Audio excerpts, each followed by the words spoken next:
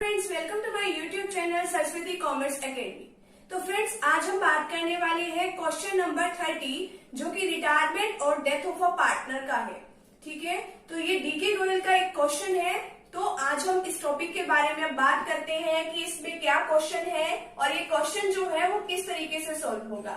इसके अंदर हम रिवेल्यूशन अकाउंट को प्रिपेयर करेंगे, इसकी जर्नल एंट्रीज करेंगे एंड पार्टनर्स कैपिटल अकाउंट बनाएंगे एंड देन बैलेंस शीट बनाएंगे। ठीक है, बच्चों का कमेंट आया था कि मैम प्लीज आप इस वीडियो को बनाओ, तो मैं इसी वजह से इस वीडियो को बनाने जा रही हूँ। तो आप प्लीज उसे अच्छे तरीके से समझ लीजिएगा कि क्वेश्चन किस तरीके से होगा। तो फ्रेंड्स, अब देखते हैं कि इसमें क्या क्वेश्चन है। A, B and C were partner sharing profit and loss in the ratio 5:3:2।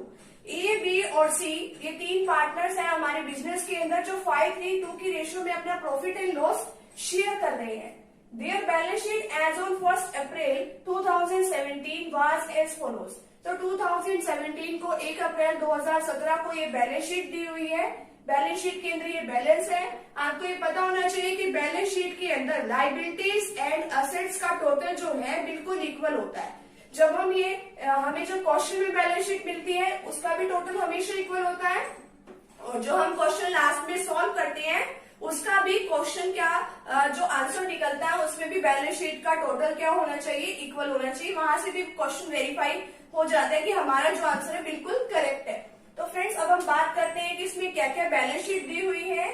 तो ये लाइबिलिटी साइड होती है एंड ये असेट साइड। असेट्स लाइबिलिटीज की हमें दूसरों को क्या क्या ऐसी चीजें हैं कि हमें उसकी पेमेंट करनी है। ठीक है, एंड असेट्स वो चीज होती है कि जो हमारे बिजनेस के अंदर पड़ी हुई है at the present time.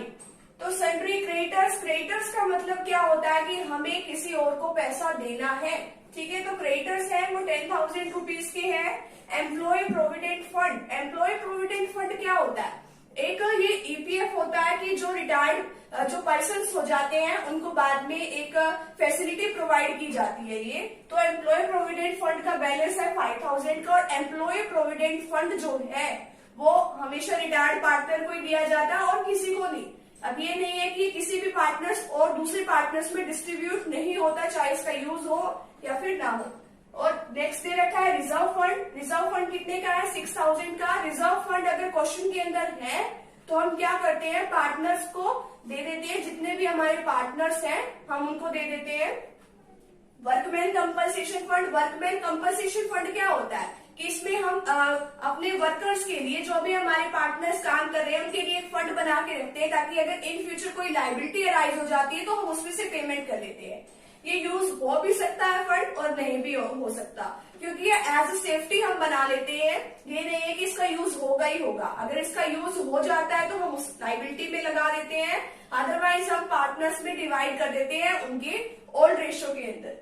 Next है कैपिटल्स। ये ए, बी और सी की कैपिटल्स है। तो ये 1,10,000 के सभी का टोटल किया तो 1,33,000 आया। एंड असेट साइड में क्या दे रखा है? कैश, कैश का बैलेंस 2,000 की हमारे बिजनेस में कैश पड़ी हुई है। सन्ड्री डेटर्स कि हमें इनसे क्या लेना है? पैसा लेना है। डेटर्स का मतलब होता है तो कितना पैसा लेना है? 8,000। अब ये नहीं है कि अब इनसे पैसा लेना और इनसे पैसा आ जाएगा, इतना भी आसान नहीं है कि हमें इनसे पैसा निकलवाना। ठीक है, एंड स्टॉक क्या है? 40,000 का, कि हमारे पास गुड्स वगैरह का माल पड़ा हुआ है 40,000 का।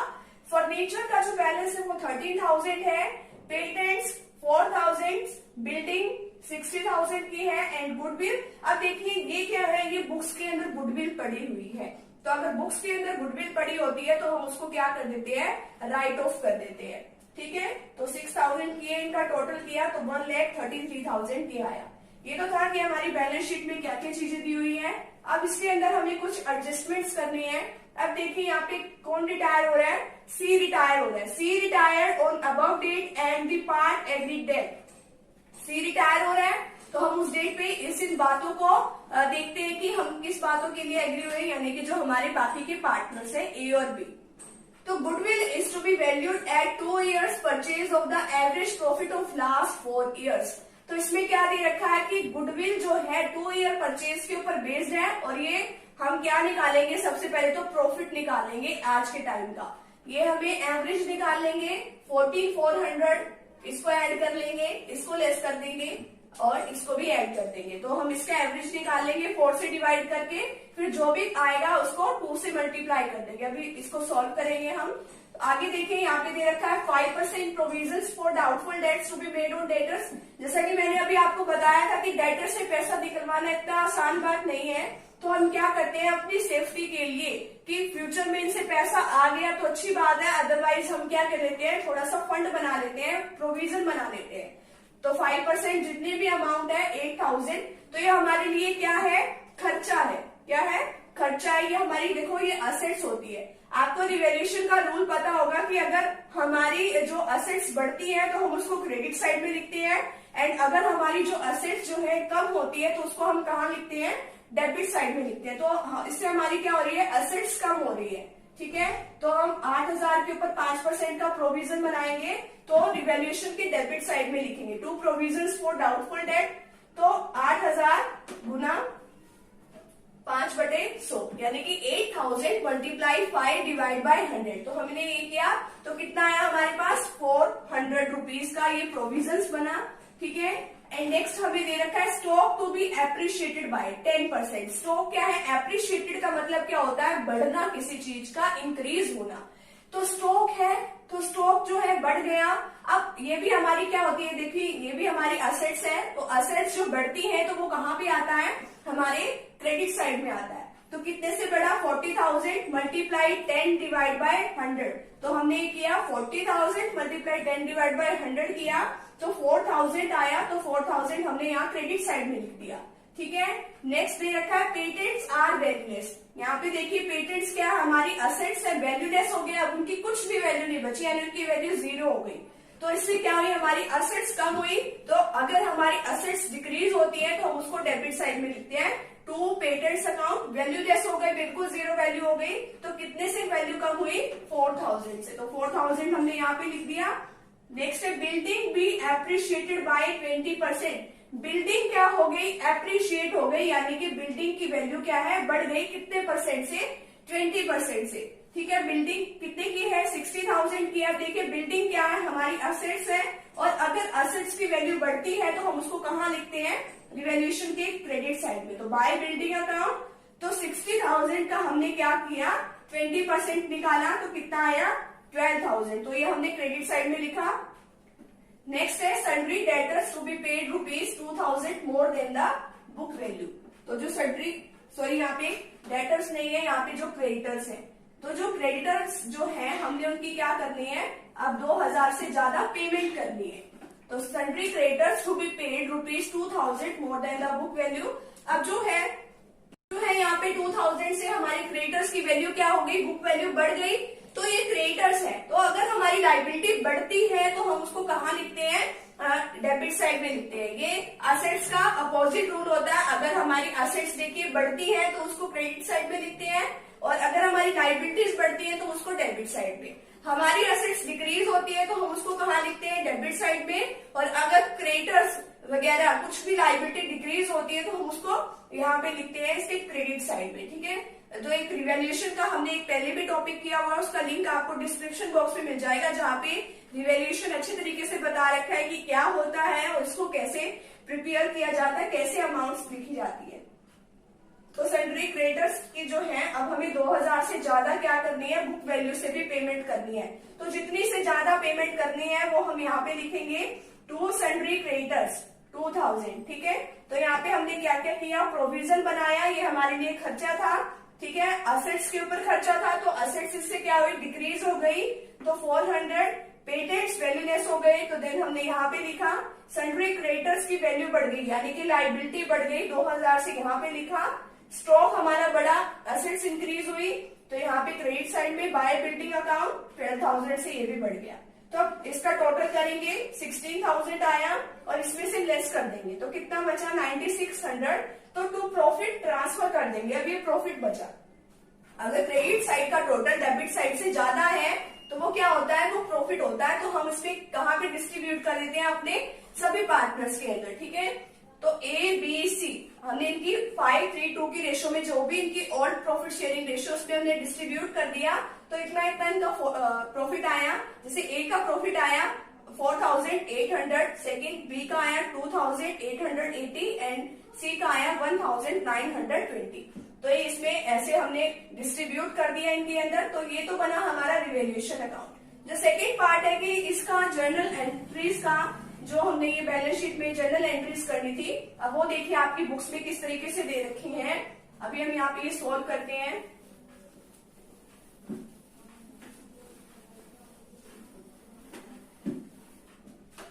देखिए आपकी बुक्स में जो है जर्नल एंट्रीज दे रखी है।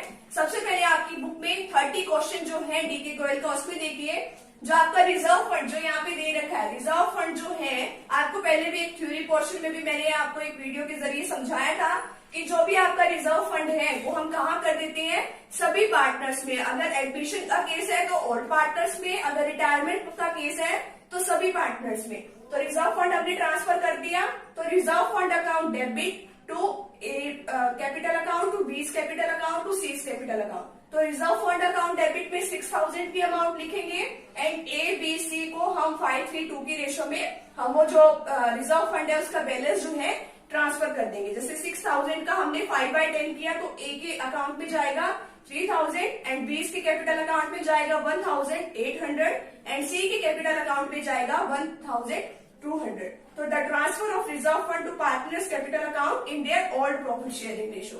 तो ये ओल्ड प्रॉफिट शेयरिंग रेशो यानी 5:2 की रेशो में हमने उनके अकाउंट में ट्रांसफर कर दिया। तो रिजर्व फंड की पहली एंट्री हुई, ठीक है। सेकंड आपकी बुक में एंट्री दे रखी है वर्कमैन कंपनसेशन फंड। देखिए आपने अभी इसमें देखा था कि जो भी इसकी कंडीशंस दे रखी थी कि उसमें कहीं पे भी किसी भी तरह की कोई लायबिलिटी नहीं थी। तो मैंने आपको क्या बताया था कि कोई भी लायबिलिटी ना हो तो हम क्या करते हैं, हम उसको पार्टनर्स में डिवाइड कर देते हैं। तो वही वर्कमैन कंपनसेशन फंड, तो पार्टनर्स का कैपिटल अकाउंट क्या हो जाएगा, ज्यादा हो जाएगा क्योंकि पार्टनर्स के अकाउंट में पैसे जा रहे हैं, एक तरह के पैसे जा रहे हैं। तो to A's capital account, to B's capital account, तो इनका अकाउंट क्या कर देंगे, क्रेडिट कर देंगे। और सी का कैपिटल अकाउंट भी तो कितने का है, ये 2000 की है। तो 2000 हमने 5:2 की रेशो में हमने क्रेडिट किया। तो 2000 multiply 5/10 1000 and 2000 multiply 3/10 600 and C के अकाउंट में जो 400 है वो डाल देंगे। The transfer of workman compensation fund to partners capital account in their old profit sharing ratio. Next आपकी बुक में दे रखा है आपको कि जो रिवैल्यूएशन, अब देखिए रिवैल्यूएशन का तो सिंपल सा रूल है जर्नल एंट्रीज करते हुए। रिवैल्यूएशन किसकी वजह से डेबिट होता है, जो इसकी डेबिट में अमाउंट्स होती हैं। तो रिवैल्यूएशन अकाउंट डेबिट, तो इन सभी का डेबिट में जितनी भी अमाउंट है 400 प्लस 4000 प्लस 2000, तो इनको ऐड किया और ये कहाँ पे डाल दिया, रिवैल्यूएशन की डेबिट साइड में। तो रिवैल्यूएशन अकाउंट डेबिट कितने रुपीज से, 6400। 4000 प्लस 2000 कितने हुए, 6000, 6000 प्लस 400 कितने हुए, 6400। तो रिवैल्यूएशन अकाउंट डेबिट किसकी वजह से डेबिट हुआ, ये इनकी वजह से। तो ये अकाउंट, तो ये जो तीनों चीजें हैं वो हम कहाँ डाल देंगे, इसके क्रेडिट साइड में। तो रिवैल्यूएशन का सिंपल सा रूल है, रिवैल्यूएशन जो डेबिट साइड में उनकी वजह से रिवैल्यूएशन अकाउंट डेबिट होता है, जो क्रेडिट में है उनकी वजह से रिवैल्यूएशन क्रेडिट में आता है। आपकी जर्नल एंट्रीज में आप अच्छे तरीके से देखिएगा। तो 6400 हमने कहाँ डाले, revaluation account debit and to provision for doubtful debts में 400, टू पेटेंट्स में 4000, ऐसे हमने इसकी ट्रीटमेंट कर दी। तो ये क्या था, decrease in the value of assets था। नेक्स्ट आपकी बुक में एंट्री दे रखी है कि जो ये चीजें हमने क्रेडिट की है, तो क्रेडिट किया तो उसकी वजह से रिवैल्यूएशन अकाउंट क्रेडिट में जाएगा। तो टू रिवैल्यूएशन अकाउंट कितने से, 16000 से, और इनकी वजह से जो स्टॉक अकाउंट है और बिल्डिंग अकाउंट, इसको हम डेबिट साइड में डाल देंगे। तो 16000 से हमने ये किया। फिर जो नेक्स्ट है रिवैल्यूएशन अकाउंट, फिर से डेबिट करेंगे और ए बी सी में जो एक प्रॉफिट ट्रांसफर करना था उसकी एंट्री दे रखी है, profit on revaluation transfer to partners capital account. Next आपकी बुक में क्या दे रखी है, यहाँ पे देखिए गुडविल दे रखी है। मैंने बताया था कि इस गुडविल को हम क्या करते हैं, राइट ऑफ करते हैं। तो राइट ऑफ हम करनी है तो सभी पार्टनर्स मिलके करेंगे। तो गुडविल को अगर हम राइट ऑफ करते हैं ना, तो गुडविल क्या होती है, तो गुडविल क्या हो जाती है, क्रेडिट होती है। तो गुडविल को हम क्या कर देंगे, क्रेडिट कर देंगे थ्रू गुडविल अकाउंट। और ए बी सी एक तरीके का एक पार्टनर्स को एक लॉस ही होता है क्योंकि उनको पेमेंट करनी पड़ती है इसके लिए, ठीक है। तो हमने इसकी 6000 को हमने 5:2 की रेशो में वैसे डिवाइड किया, 3000, 1800 एंड 1200, 1200, ठीक है। अब नेक्स्ट देखिए, आपकी बुक में फिर एक गुडविल की एंट्री दे रखी है, A's capital account, B's capital account and to C's capital account, और वो भी 2500, 1500 एंड 4000। अब आप देखिए ये तो कहीं पे गुडविल है ही नहीं है ना, कहीं पे भी नहीं शो हो रही, चाहे आप निकाल भी लो, आपके सोल्यूशन में भी कहीं पे भी नहीं दिखा रखी है कैसे आई है। तो ये गुडविल कैसे आई है, आप इसका सोल्व पैटर्न देखिए। यहाँ पे हमने क्या किया, हमने 4 सालों का एवरेज निकाल लिया, इसको ऐड किया 2014 के प्रॉफिट को, 15 के प्रॉफिट को, 16 का लॉस है तो उसको हमने क्या कर दिया, लेस कर दिया, एंड फिर से 17 का जो प्रॉफिट है उसको हमने क्या किया, ऐड कर दिया। तो इन सभी को हमने एडलेस करने के बाद हमारे पास कितना आया, 40,000 आया। ठीक है, यहाँ पे हमारे पास 40,000 आ गया। 40,000 आने के बाद अब हमने क्या निकाला है, इसका एवरेज निकालना है। तो 1 2 3 4 ईयर्स के प्रॉफिट्स है,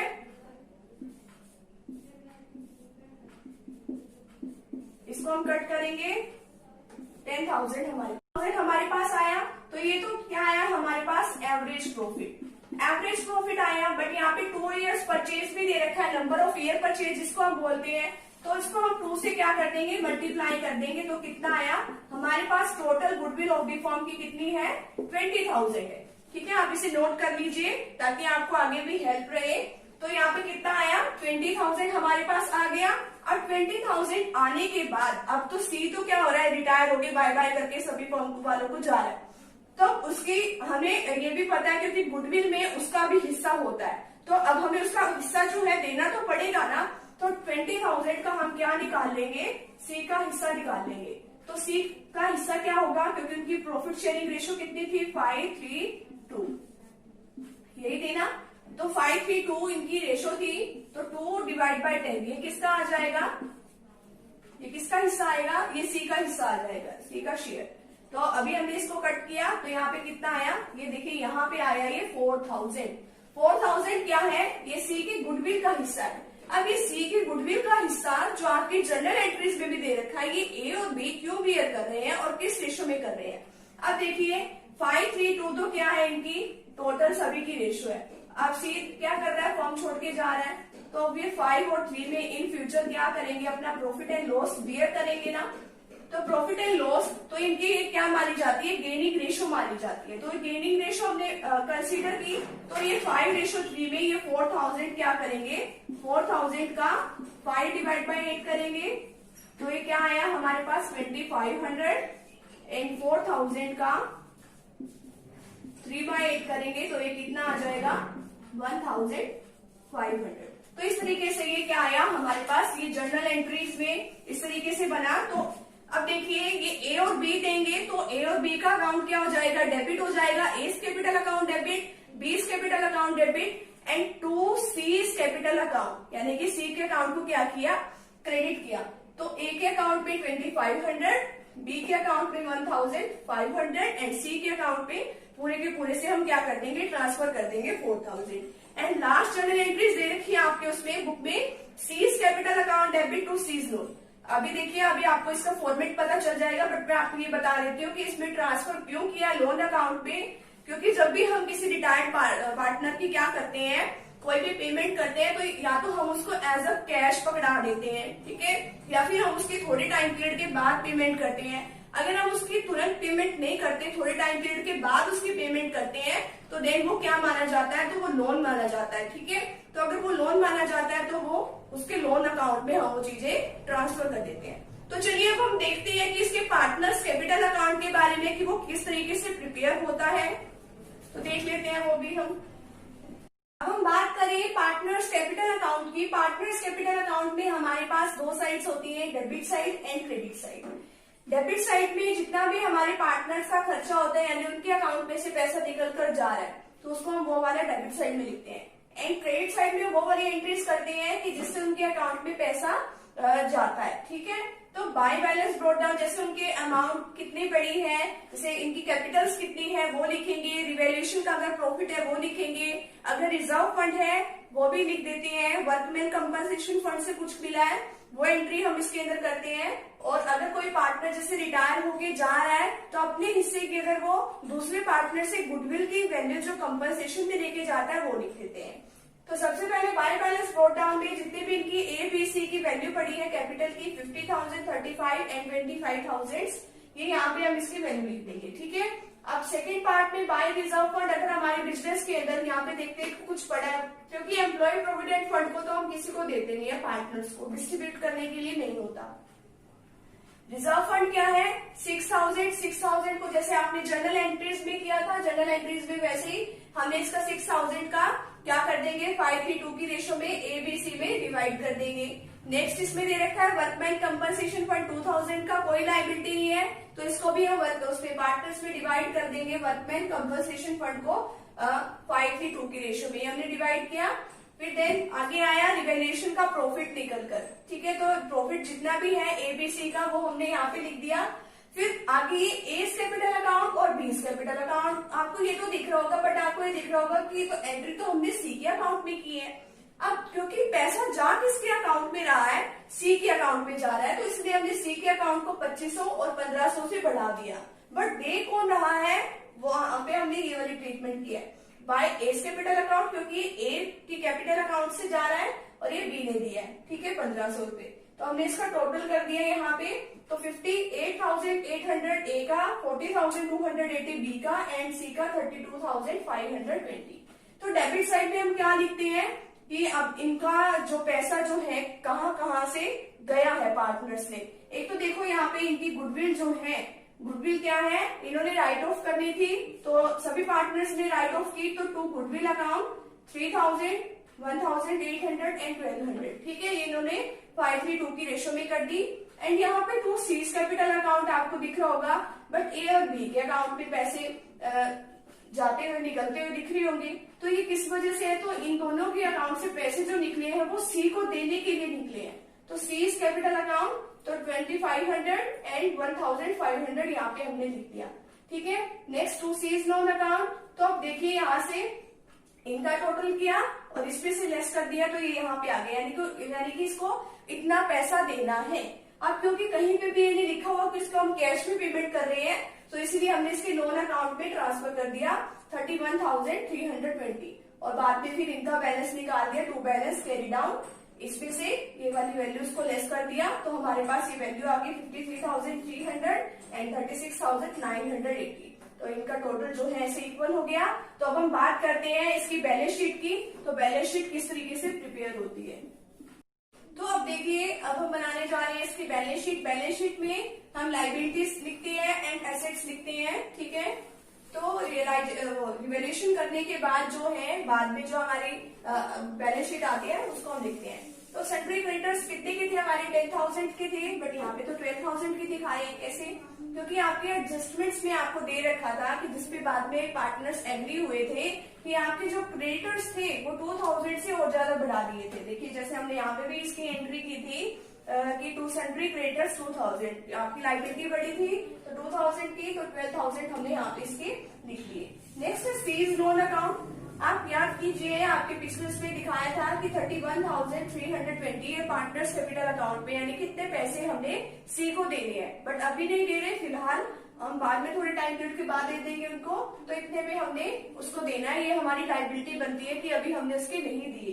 तो एम्प्लॉय प्रोविडेंट फंड, क्योंकि अब देखिए यहाँ पे हम एम्प्लॉय प्रोविडेंट फंड जो है हम किसी को ट्रांसफर नहीं कर सकते, तो हमें एज इट इज यहाँ पे लिखना पड़ेगा 5,000 का।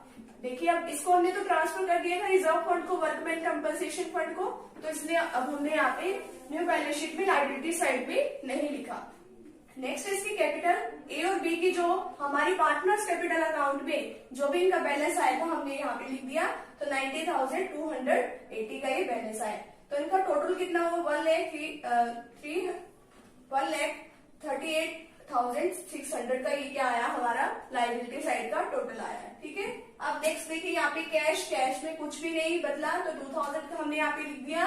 एंड नेक्स्ट था हमारा सन्ड्री डेटर्स, 8,000 का था, बट हमने लेस क्या किया, प्रोविजन फॉर डाउटफुल डेट्स, क्योंकि हमने प्रोविजन इसके लिए बना लिए थे, अब उनसे पैसे आते हैं तो ठीक है, अदरवाइज हमने वैसे लेस कर दिए यहाँ से। तो अब हमने डेटर्स कितने के रह गए हमारे, ओनली 7,600 के। नेक्स्ट है स्टॉक। अब यहाँ पे देखिए स्टॉक कितने का है 40,000 का, बट यहाँ पे तो कितने का है 44,000 का। क्यों? क्योंकि जो असेट्स की इसमें स्टॉक की वैल्यू थी वो 4,000 से बढ़ गई थी। ठीक है, तो अब हमने यहाँ पे 40,000 प्लस 4,000 44,000 हो गया। एंड फर्नीचर 13,000 का था पहले भी, एंड बिल्डिंग 60,000 की थी, बट यहाँ पे 72,000 की है। रिमेम्बर कीजिए यहाँ पे भी जो बिल्डिंग थी उसकी वैल्यू भी 20% से इंक्रीज हुई थी, तो यहाँ पे हमने 60,000 प्लस 12,000 72,000। ठीक है, अब यहाँ पे गुडविल है बट वहां पे नहीं है। क्यों नहीं है? क्योंकि हमने इसको राइट ऑफ कर दिया, ए बी सी ने मिलकर इसको राइट ऑफ कर दिया था, खत्म कर दिया था। इनका टोटल किया तो 1,38,600 ये हमारा टोटल आया। देखिए यहाँ पे भी हमारा जैसे यहाँ पे टोटल इक्वल था वैसे यहाँ पे भी टोटल इक्वल आया, तो इसका मतलब ये हमारा क्वेश्चन जो है बिल्कुल सही है। तो इससे हमें ऐसे पता चल जाता है कि हमारा क्वेश्चन जो है बिल्कुल सही है। तो अगर आप मेरे यूट्यूब चैनल पे न्यू है तो चैनल को सब्सक्राइब कर दीजिए, वीडियो को लाइक कर दीजिए, बेल आइकन को प्रेस जरूर कर दीजिए। अगर आपका कोई डाउट है तो आप कमेंट बॉक्स में कमेंट करके पूछ सकते हैं। Thank you very much. मिलते हैं नेक्स्ट वीडियो के साथ।